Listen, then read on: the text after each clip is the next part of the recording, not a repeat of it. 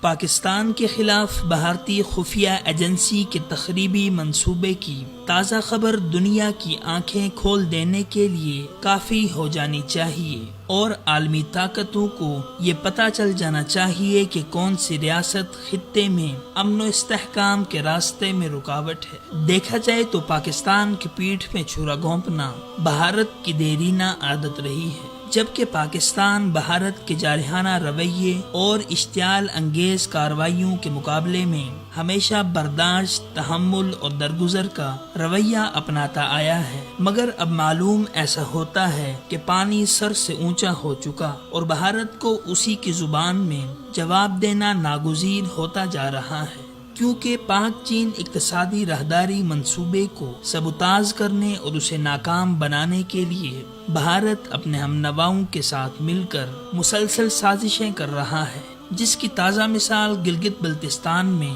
Security forces کے ہاتھوں پاک چین اقتصادی راہداری منصوبے کو ناکام بنانے کی سازش کرنے والے 12 بھارتی ایجنٹس کا گرفتار ہونا ہے۔ دوسری طرف اگر دیکھا جائے تو یہ عظیم فلاحی اور اقتصادی منصوبہ، جہاں پاکستان کی معاشی، سماجی، سیاسی، سفارتی اور تجارتی برتری کو کامیاب بنانے میں اہم کردار ادا کرنے جا رہا ہے، وہاں خطے میں خوشحالی، انسانی ترقی اور روزگار کے جدید مسائل پیدا کرنے کی ضمانت بھی فراہم کر رہا ہے۔ بس ایسے میں کیسے ممکن ہے کہ بھارت خاموشی اور یکسوئی کے ساتھ بیٹھا رہ جائے؟ یقیناً پاکستان کی ترقی و استحکام اور خود کفالتی و خود انحصاری کی نت نئی راہیں بھارت کو نہ پہلے کبھی ہضم ہوئی ہیں اور نہ ہی آئندہ امید رکھی جا سکتی ہے۔ یہی وجہ ہے کہ بھارتی خفیہ ایجنسی را زور و شور سے سی پیک کے خلاف خفیہ منصوبہ بندیاں کر رہی ہے اور اس کے لیے اندرونی و بیرونی وسائل بروئے کار لا رہی ہے۔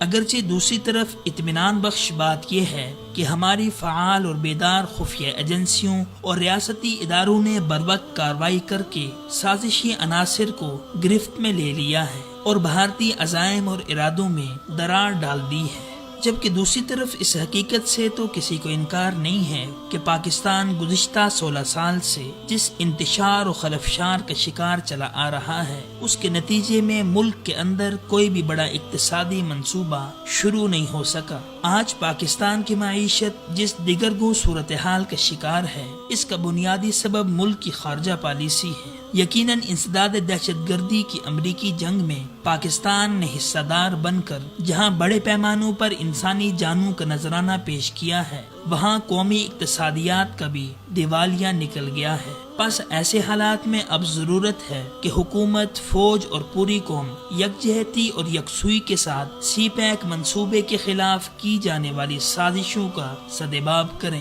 اور قومی سطح پر اس منصوبے کے حوالے سے گردش کرنے والے منفی تبصروں اور تجزیوں کا حکومت نوٹس لیتے ہوئے حقائق کو عوام کے سامنے لائے، کیونکہ حکومت کو یہ بھولنا نہیں چاہیے کہ قوم کا اعتماد ہی اس منصوبے کو بروقت مکمل ہونے میں مددگار ثابت ہو سکتا ہے۔